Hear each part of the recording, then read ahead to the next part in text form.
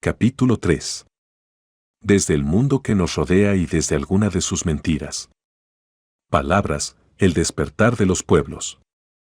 Resulta que nos hemos acostumbrado ya a escuchar o leer conceptos prefabricados y que los aceptamos sin detenernos siquiera a meditar sobre el significado real que poseen allá arriba en las invisibles alturas de esos poderes omnímodos que, generalmente, los expanden a su conveniencia por todos los medios de comunicación. Resulta que, a veces, hasta nos llegamos a compenetrar ciegamente con esos conceptos y los utilizamos, aunque solo en apariencia, contra determinados estadios intermedios de ese mismo superpoder, porque nos repelen y porque los imaginamos etapa final, cuando son, en realidad, meros peldaños hacia fuerzas que casi nunca llegaríamos a identificar conscientemente. Cuando nos dicen, y nada menos que desde las altísimas esferas de las Naciones Unidas, que todos los pueblos tienen derecho a la autodeterminación, afirmamos y proclamamos ciegamente que sí. Y descargamos nuestra ira impotente sobre los estados que quieren impedir que ese ideal maravilloso, porque lo es realmente, llegue a realizarse. Y firmaríamos en favor de la idea cualquier manifiesto que nos pusieran delante. Y nos sentiríamos profundamente avergonzados si planteásemos, incluso de tapadillo y en nuestro fuero interno, el menor inconveniente a tal afirmación que, como diría un cura teologista, ha de ser extrínsecamente buena, justa, santa y, añadiríamos nosotros, sin duda, esencialmente humanitaria y progresista. ¿Qué queremos todos, sino ser progresistas? Tenemos el progreso incrustado entre ceja y nadie ni nada, creemos, nos lo podría arrebatar de la mente. La idea lleva, en consecuencia, a un lógico despertar de la conciencia de muchos pueblos secularmente oprimidos y vejados. La palabra le suena a música celestial, a bandera de libertades añoradas y a urgencia de ejercerlas al precio que sea. Y es precisamente ahí, en el precio, donde se insertan las raíces invisibles de esa dependencia que no solo puede permitirse el lujo de proclamar altísimos conceptos ideales, sino que, de hecho, sabe muy bien en qué instante y en qué circunstancia tiene que airearlos en su propio beneficio. Prefiero ahora prescindir de ejemplos inmediatos que estarán en la mente de la mayoría y podrán ponerlos a su gusto, pensando indistintamente en corsos o en saharauis, en kurdos o en bubis, en armenios, en musulmanes filipinos o en bretones. Cualquier ejemplo sería válido, porque son muchos, demasiados, los pueblos de la tierra a los que se ha obligado prácticamente a anular su identidad para integrarlos en unidades socioeconómicas o religiosas más poderosas, que les han impuesto a la fuerza una despersonalización, un idioma, unas formas de gobierno precisas y unos módulos de conducta que no casaban con la tradición secular del grupo y que, en consecuencia, lo han hecho desaparecer, o casi, mediante el ejercicio del poder opresivo. Teoría sociopolítica del átomo. Sin embargo, el sentido de estas reivindicaciones cambia sustancialmente desde el instante mismo en que se producen precisamente ahora, cuando la estructura planetaria, y hasta la estructura de las ideologías, ha sufrido una transformación tan fuerte que resultan prácticamente imposibles conceptos como la independencia pura y simple, el auténtico autogobierno o la realización de un ideal autonomista cualquiera desde la entraña misma del pueblo que lo quiere vivir. En primer lugar, porque el acceso a la autodeterminación es radicalmente imposible, a menos que se reciba algún tipo de empuje exterior. Empuje en forma de ayuda que, por una parte, habrá de llegar precisamente, y no es casualidad, de un rival económico, político o religioso de la entidad opresora, y que, por otra, exigirá indefectiblemente el pago, al contado o a plazos, del favor concedido, mediante una alianza al menos tan opresora como la que se ayudó a deshacer. Pero, en segundo lugar, el ideal se hace imposible porque siempre se da el caso, yo, al menos, no conozco ninguna excepción, de que el grupo étnico o religioso o político que aspira a la autodeterminación no cuenta tampoco con la infraestructura necesaria para constituir una entidad mínimamente capaz de bastarse a sí misma, pero sí suele poseer, en cambio, casualidades de la vida, un determinado elemento vital, económico o estratégico que, sobre serle arrebatado a la estructura estatal. anteriormente poseedora del territorio, tendrá que caer en las manos o en el área de la nueva influencia, en cuyos brazos habrá tenido que arrojarse el pueblo presuntamente liberado, so pena de perder inapelablemente una riqueza de la que no pueden prescindir los grandes grupos de presión. O sea que, para ser válido, el problema primario de la autodeterminación de los pueblos tendría que ir unido a una imposible regresión a los niveles de crecimiento económico de unas sociedades que ya solo forman parte del remoto recuerdo histórico. En los tiempos de las superpotencias y de la supertecnología, mal puede pensarse en auténticas autodeterminaciones, cuando hay también una superestructura que basa buena parte de su razón de ser en la atomización de los estados autosuficientes en células que habrán de buscarse la subsistencia cayendo en manos de quien las esclavizará de nuevo a cambio de proclamas huecas de falsa libertad. La sombra siniestra de los teutónicos. Tanto daría, en este sentido, hablar de una parcelación de los estados mediante la manipulación concienzuda de los afanes de libertad de determinados grupos étnicos, como del planteamiento de alternativas de poder que pueden dar al traste, cuando convenga, con el orden establecido en un país concreto, sea este orden de cualquier tipo que queramos imaginar. Porque, en el fondo, no se trata de imponer una democracia u otra forma cualquiera de gobierno desde las alturas invisibles, sino de colocar en la cúspide de las decisiones a aquellas personas o a aquellos grupos que, desde una u otra coordenada ideológica o política, que no es lo mismo, sirvan mejor en un instante concreto los intereses supranacionales de las grandes entidades controladoras de la vida colectiva de los seres humanos. Y no se trata muchas veces, contra lo que podríamos suponer, de intereses inmediatos y fluctuantes que obligan o provocan los cambios violentos que se vienen sucediendo. Muy a menudo, hay acontecimientos remotos o situaciones seculares que siguen influyendo, por encima de los milenios, sobre hechos que tienen lugar aquí y ahora. Lo cual lleva a la sospecha de una continuidad, dentro de eso que llamamos tiempo, de la esencia de ese poder oculto que estoy tratando de señalar y que cambia de nombre, como de sistema, según lo pida la misma pseudoevolución humana que lo controla y lo provoca. Comprendo que a muchos políticos y a no pocos historiadores les resulte duro aceptar esta continuidad que se salta el tiempo y resurge en todos los procesos alternativos, violentos o no, de la historia. Lo comprendo, porque resulta duro reconocer las directrices de un mal llamado determinismo que, en cierta manera, puede actuar soterráneamente desde tiempos increíblemente remotos sobre nuestras más inmediatas realidades políticas, sociales o religiosas. Sin embargo, cuando los acontecimientos se encadenan y dan razón a sinrazones aparentes, no queda otro remedio que recomponer realidades olvidadas y comprobar que ciertos eslabones de la cadena, que suponíamos desperdigados o definitivamente perdidos, conectan directamente con unos hechos del pasado que ostentan nombres distintos a los que se les ha dado tradicionalmente. Si repasamos, por ejemplo, la historia polaca desde los viejos tiempos del emperador Federico II Stauffen, veremos que esa tierra, a la que todo el mundo ha dado en llamar, como un estribillo, la católica Polonia, ha sido en realidad víctima constante, lo mismo que otra tierra, tradicionalmente, católica, la nuestra, del poder sin límites de los grandes grupos de presión de filiación católica, los caballeros teutónicos primero, los padres jesuitas después. Unos y otros, cada cual en su momento, se encargaron de convertir la tierra polaca en feudo personal de poderes a la vez beatíficos y pecuniarios. Los teutónicos llegaron primero, confundiendo indiscriminadamente la conversión de los pueblos paganos del Báltico con el mesiánico pangermanismo de sus ideales heliocráticos. 300 años después, los jesuitas organizaron un estado barrera contrarreformista en el que el palo y el tenté tieso aparecían, como ha sido corriente en estos casos de acción violenta del brazo secular, en las manos del rey Zygmunt Vasa y sus sucesores. Metamorfosis larvada. Polonia, como todo pueblo que se precie, aceptó la catolicidad impuesta y, casi en contubernio con sus evangelizadores, la asumió, convirtiendo el hecho religioso impuesto a sangre y fuego en una cuestión de idiosincrasia racias.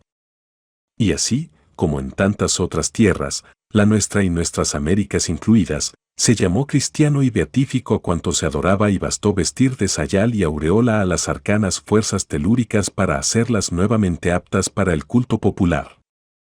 La simbiosis era perfecta y el cristianismo, una simple transferencia obligada para acatar el omnímodo poder de las autoridades político-eclesiásticas.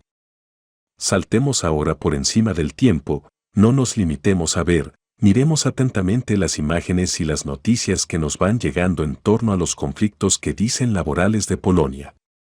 Nos daremos cuenta de que, por encima de las opciones de opinión que se nos sirven a través de las agencias de prensa, todas, absolutamente todas convenientemente conducidas, subsisten unos hechos que conforman, aunque no sean siempre convenientemente escamoteados, la profunda esencia del conflicto y solo reclaman que sea estudiado su porqué. Cabría preguntarse, ante todo, si es solo una pura coincidencia que el estallido de los movimientos sindicalistas se haya producido al mismo tiempo que la proclamación sinodal de un papa polaco y a los poquísimos meses de la visita oficial, tolerada y hasta propiciada por el gobierno marxista del país, de ese papa a su patria, en calidad de máximo representante de la misma Iglesia que movió los hilos de la política polaca hasta los acuerdos de Yalta. Pero cabría igualmente insistir en ese empeño, enfermizo, de mostrar una y otra vez a los presuntos líderes sindicales de Polonia saliendo de misa, charlando con el, ya difunto, cardenal Wyszynski o posando a los pies de la Santa Virgen de Czestochowa. O hasta preguntarse el porqué de viajes italianos de líderes políticos cuya única finalidad, salvo error u omisión, parecía ser la entrevista con el Papa polaco, entre inciensos, saumerios, rodillazos y declaraciones multitudinarias a los medios de comunicación. Tanta sotana, tanto capelo cardenalicio, tanta cruz patriarcal y tanto incienso presuntamente pío llevan a la sospecha, con perspectiva histórica, que para eso se las da uno de historiador, de que en Polonia no se solventan problemas de libertad sindical, tan propios de la sociedad industrializada del siglo XX o XXI, sino algo mucho más profundo, más grave, más peligroso y condicionante para el contexto político del mundo entero y del ser humano. Polonia está tratando de ser reconquistada desde dentro por el mismo grupo de presión que la dominó secularmente. Con el agravante de que, en esa lucha subterránea, la promoción inicial de todo el movimiento proviene, no de modo casual, de una personalidad que ostenta a la vez la nacionalidad polaca con todas sus consecuencias y el más alto cargo de un organismo que, de hecho, forma parte activa, lo quiera o no, del movimiento occidental de las grandes empresas multinacionales. La tercera vía, la manipulación de la individualidad. Junto a los movimientos nacionalistas y las presuntas reivindicaciones sociales que afectan a la mayoría de los seres humanos en su aspecto colectivo, destaca, además, y veremos en su momento que destaca de modo esencial, la necesidad visceral del hombre en cuanto a elegir su propio camino, el suyo en tanto que ente concreto y personal y al margen, en apariencia, al menos, de la colectividad. Que el ser humano necesita de su propia superación, es algo que creo indiscutible, algo que nadie podría poner en duda aunque se opusiera a tal superación. Queda por dilucidar, primero, en qué consiste esa superación o, en muchos casos, en que se nos quiere hacer creer que consiste. La ciencia y, a su remolque, las religiones establecidas reconocen que el hombre es un ente en evolución, una evolución que, según los más recientes descubrimientos, pudo comenzar, como tal fase humana de la vida, hace unos 3 millones de años. Desde aquella fecha tan incierta hasta el descubrimiento cronológico de la existencia del Homo sapiens, hay toda una gradación evolutiva que se aprecia tanto en el tamaño y consistencia de los restos óseos como en la capacidad craneana. Una gradación que, en líneas generales, va desde la identificación del ente humano con cualquier mamífero superior hasta el reconocimiento, probado por los hallazgos, de una especial inteligencia que le hace servirse con eficacia de determinados instrumentos que suplen su inferioridad física y, por otro lado, de un sentido de la trascendencia que le lleva a formas de culto progresivamente evolucionadas. El ser humano, desde estas coordenadas de capacidad, se establece como dueño y señor de su mundo circundante en tanto se hace capaz de.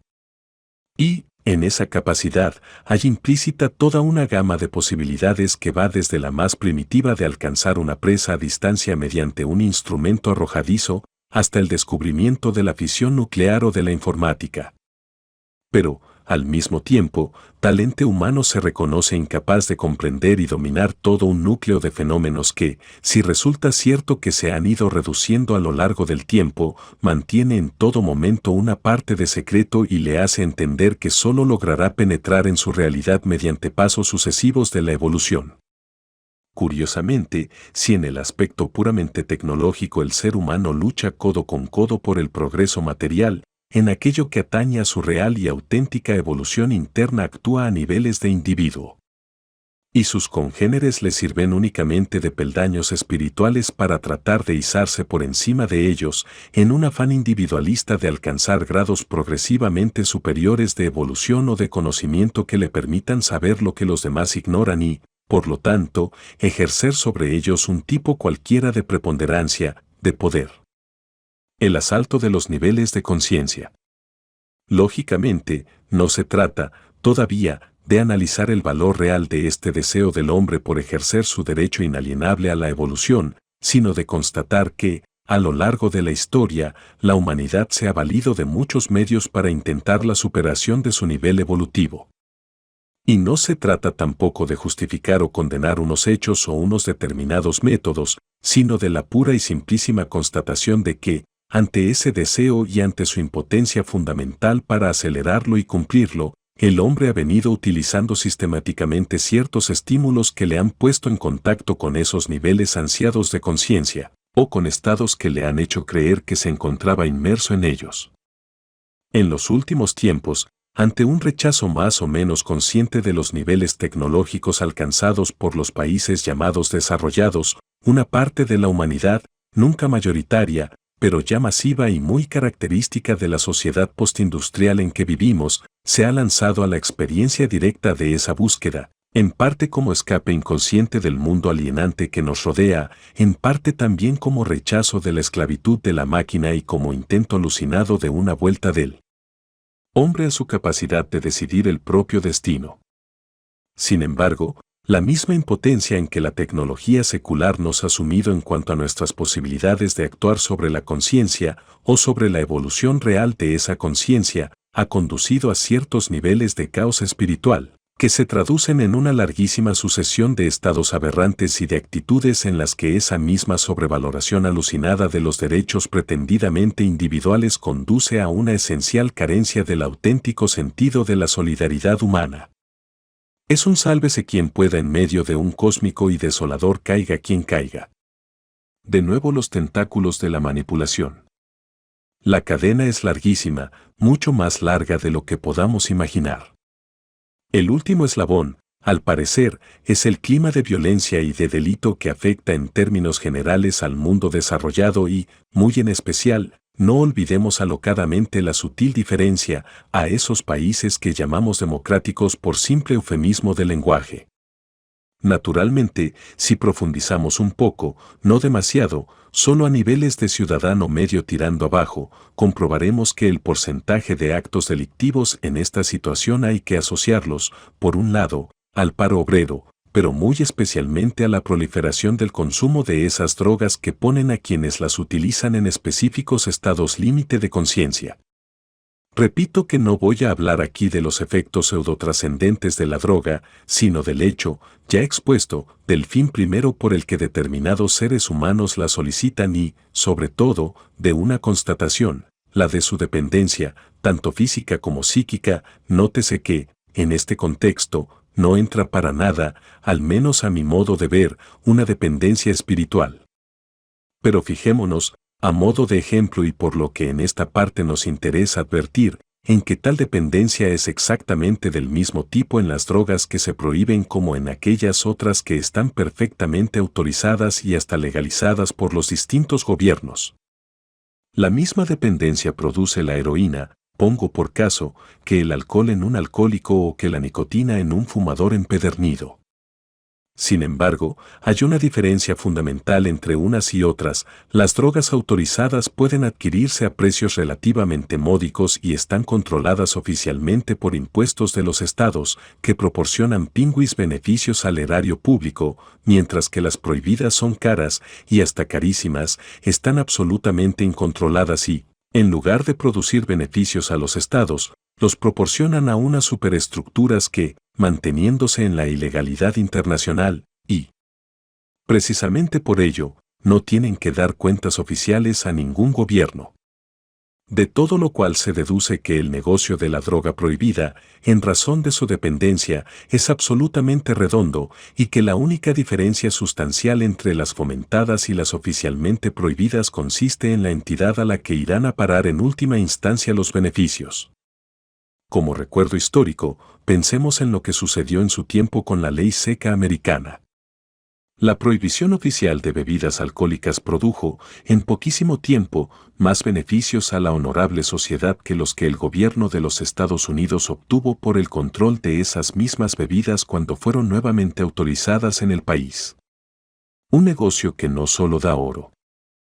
Tendemos a creer, e incluso, a menudo, parece como si existiera un especial empeño en que cayéramos en esa creencia, que el gran negocio de las drogas es anárquico, que los beneficiarios son los 4 camellos, que caza la brigada en los aeropuertos y una docena más que aún atraviesan impunemente las fronteras.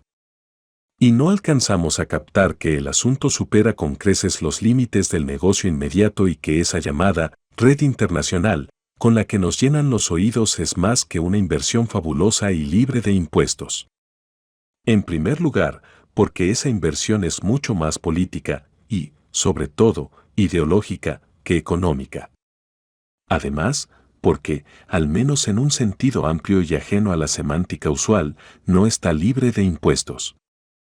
No hace mucho tiempo, se filtró la noticia de que uno de los más próximos golpes de Estado militares que tuvo lugar en Latinoamérica estaba encabezado por los propietarios de las más importantes plantaciones de droga del país.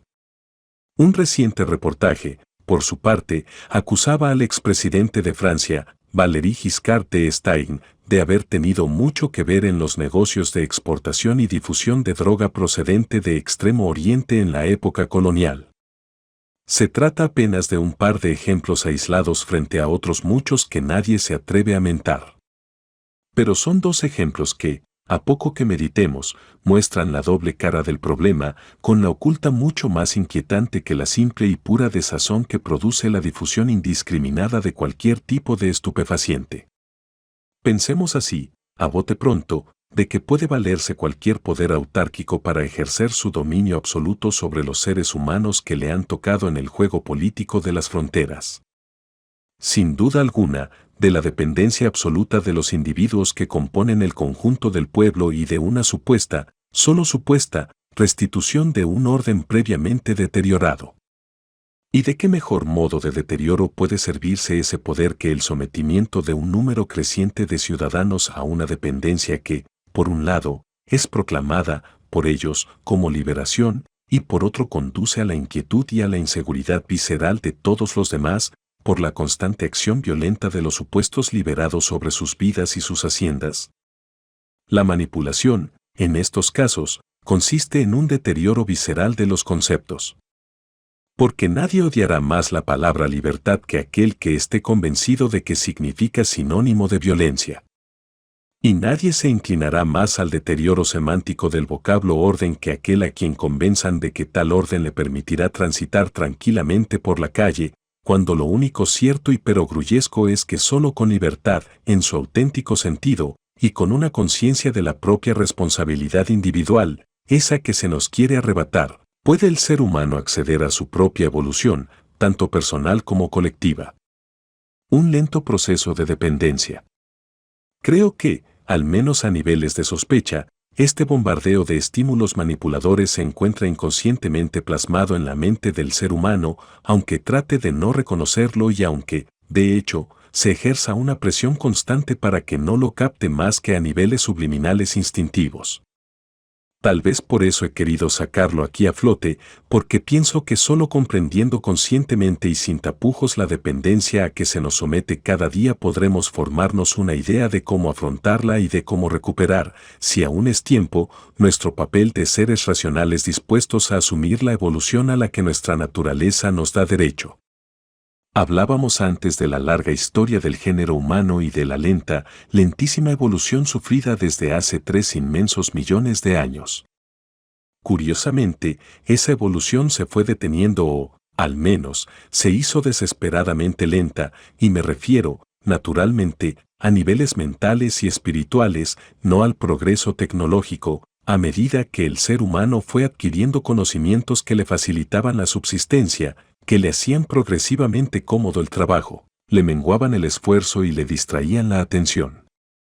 Más curiosamente aún, se da el caso, cuando estudiamos el gran proceso histórico de la humanidad y, sobre todo, cuando estudiamos esos mitos que constituyen la más sorprendente fuente de recuerdos que posee la mente colectiva del hombre, de que esos adelantos técnicos, esos descubrimientos mecánicos, la navegación, la rueda, la palanca, el arte de volar, le fueron entregados al ser humano en épocas oscuras y olvidadas por entidades a las que se quiso dar el calificativo de dioses, porque actuaban desde planos superiores al nivel medio de las conciencias capaces de captarlas o de recoger sus indicaciones.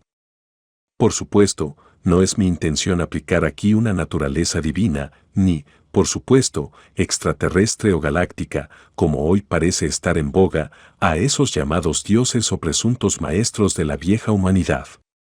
Solo quiero llamar la atención sobre la circunstancia de que esa divinización ha de deberse, por necesidad, a la naturaleza esencialmente ignorada de las entidades que proporcionaban al hombre sus adelantos técnicos. Y que, al mismo tiempo que se los proporcionaban, los sumían en una radical incomprensión de los porqués y los cornos y le hacían depender esencialmente del regalo que se les ofrendaba. El camino seguro hacia la regresión. Hoy, el ser humano ha dejado ya de luchar contra la manipulación de que es objeto. Me refiero, fundamentalmente, al hombre que forma parte del mundo industrializado de Occidente, porque ya tendremos ocasión de ver y de analizar otras formas de enfrentar el entorno en distintas culturas y en otros contextos espirituales. Este hombre nuestro de la civilización tecnocrática se ha habituado ya a ser llevado y traído por donde quieren los grupos de presión, tanto los conocidos como los ocultos, y ha asumido esa esclavitud a que le somete la técnica como una necesidad imprescindible. Ya hemos tenido ocasión de verlo cuando comentábamos, páginas atrás, ese complejo de fracaso que se nos imbuye cuando no accedemos a la última novedad caprichosa de la técnica, siempre planteada como adelanto, como ayuda imprescindible o como una comodidad progresiva. Ya no nos conformamos con vivir pendientes del televisor, necesitamos el mando a distancia que nos librará de molestamos esos 3 pasos que se necesitan para alcanzarlo y cambiar el canal. No nos basta el automóvil, nos es imprescindible cada supuesta mejora que se introduce en un nuevo modelo. No queremos solo ignorar las operaciones matemáticas mentales, nos urge que la maquinita tenga por nosotros la memoria de lo que sin duda habremos de olvidar por falta de entrenamiento mental. En 2 años escasos, un complicadísimo sistema de almacenamiento de datos queda anticuado y es superado por otro que hay que adquirir, so pena de que la competencia lo adquiera antes y tome la delantera de su perfeccionamiento. La prensa escrita está a punto de desaparecer. Estamos abocados, a corto plazo, al más espectacular analfabetismo, del mismo modo que ya, de hecho, hemos perdido la capacidad de calcular. Cada paso supuestamente adelante de la técnica, de la política o hasta de las formas presuntamente religiosas se convierte, por un lado, en factor inmediato de utilización precisa, de consumo necesario, pero, por otro, también en elemento parcelador implacable de nuestro conocimiento, en tanto que se nos hace progresivamente imprescindible una dedicación particular, una especialización que, sea del género que sea, nos aparta cada vez más de esa visión total de lo circundante, que nos debería ser fundamental para la comprensión de la realidad y nuestra identificación con ella. Los más remotos resistentes. Uno piensa si siempre habrá sido así en la historia de la humanidad. Si siempre y sin excepción, el ser humano se habrá dejado conducir como una marioneta mansa por los terrenos que las fuerzas de presión le han marcado, encaramándose por los laberintos de la técnica y abandonando definitivamente el ejercicio de sus propias posibilidades evolutivas, tanto psíquicas como mentales y espirituales. Sin embargo, de vez en cuando surgen determinados misterios del pasado cuya falta, aparente, de lógica racional puede ponernos en guardia respecto a su significado. Es en muchos aspectos ejemplar el caso de las civilizaciones andinas anteriores a la conquista. Como todos pueden comprobar en tantos libros como se han difundido sobre ellas, las tierras montañosas y el altiplano fueron surcados por impresionantes caminos que comunicaban entre sí ciudades, fortalezas y centros culturales, en una tarea titánica solo comparable a la de la increíble red viaria del viejo continente europeo establecida por Roma. Con una diferencia notable, en las culturas andinas no se utilizaba la rueda como medio de transporte o de desplazamiento. Sin embargo, esa misma rueda, con sus exactas funciones, sí se ha encontrado en los juguetes infantiles de aquel imperio que los arqueólogos han sacado a la luz. A mi modo de ver, no cabe dar a este enigma del pasado la respuesta simplista de que los incas, o los chimus o los nazcas supieran de la existencia de un mecanismo como la rueda, pero ignorasen sus posibilidades de utilización práctica. Una conclusión así no tiene base racional alguna, aunque se haya formulado desde las perspectivas del más estricto racionalismo científico. Por el contrario, creo que hay otra explicación posible. Tendríamos que plantearnos el no uso del instrumento rueda como prohibición tal vez dogmática, mediante la cual los encargados del culto, fuerza o grupo de presión, a pesar de todo, proclamasen aquel elemento mecánico como símbolo religioso intocable. En cierto modo, una imposición de este tipo sería paralela a la que impone a los hinduistas la sacralización de sus bóvidos, los cuales, ante la incomprensión supina del occidental que contempla el espectáculo de las vacas sagradas correteando libremente por las calles, siguen siendo intocable elemento de culto, mientras tan a menudo el pueblo muere de hambre por falta de un alimento que podría tener al alcance de la mano. Los malditos herreros. Sin necesidad de trasladarnos a otras tierras, tenemos en la historia de Europa un caso paralelo, el de los herreros de los tiempos remotos, considerados como seres malditos y condenados a instalar sus ferrerías lejos de los núcleos de población. En el Valle de Somiedo, en Asturias, corría hasta hace bien poco la tradición de que, en los lagos que coronan los confines del valle, habitaban genios malignos dedicados a la forja, que atacaban y aniquilaban a quienes se atrevían a acercarse por sus dominios. Es significativo que hoy, precisamente en aquellos parajes, no solo se encuentren viejos restos de herrerías, sino que recientemente, en la misma área de los lagos, se descubriese un rico filón de mineral de hierro que, puesto en explotación industrial, arruinó en poco tiempo el idílico y solitario paisaje y la pureza de alguno de sus lagos, que hoy aparece teñido por las piritas. La maldición sobre los herreros fue, durante siglos, objeto de mitos y de cantares. Mimir, el enano de los cantares germánicos, era herrero y forjó la espada con la que el héroe Sigurd venció al dragón Fafner, con cuya sangre se bañó y aprendió el lenguaje de los pájaros. De vaqueiros asturianos y de agotes navarros, pueblos tradicionalmente marginados, se dijo que se dedicaron a la forja en tiempos remotos. Y eso mismo se contaba de los maragatos leoneses, en cuyas tierras montañosas, como en las de agotes y vaqueiros, se encuentran las mejores muestras de las herrerías medievales de toda la península ibérica. Es curiosa y nada casual esa atribución del arte del hierro a pueblos y hombres considerados como malditos a lo largo del tiempo, sobre todo si nos planteamos que la industria de los metales supone uno de los pasos fundamentales de la tecnología. Si pensamos que desde todos los ángulos del progreso material, el dominio industrial y económico sobre el arte del metal es fuente de poder y de fuerza, origen de ese mundo del que nosotros constituimos la última consecuencia, con toda la carga de dependencias que caen sobre nuestras espaldas, no podemos dejar pasar por alto este fenómeno. Cabe pensar en un estadio más o menos desconocido de esa historia fundamentalmente oculta, en el cual hubo seres humanos que presintieron lúcidamente la esclavitud tecnológica que se avecinaba a largo plazo y que trataron de conservar en el ser humano el uso de su integridad como ente en total evolución? Por desgracia, ya resulta difícil que lleguemos a conocer algún día esa realidad improbable. Milenios enteros de dependencia nos han borrado de la mente incluso la sospecha de que pudiera haber existido una vía por la que el hombre se hubiera desarrollado conforme le demandaba su propia naturaleza. Hoy es tarde. La vuelta atrás, imposible. Algo nos ha hecho definitivamente esclavos de nuestro propio progreso. Y solo cabe pensar o intuir o sospechar que no toda la culpa es del hombre mismo, sino que hubo, y sigue habiendo, fuerzas que le mantienen atrapado en las coordenadas insalvables de la dependencia. Hoy, nuestra labor debería consistir en el descubrimiento de esas fuerzas, en sacarlas a la luz y en dar cuenta de su naturaleza y de sus más recónditas intenciones.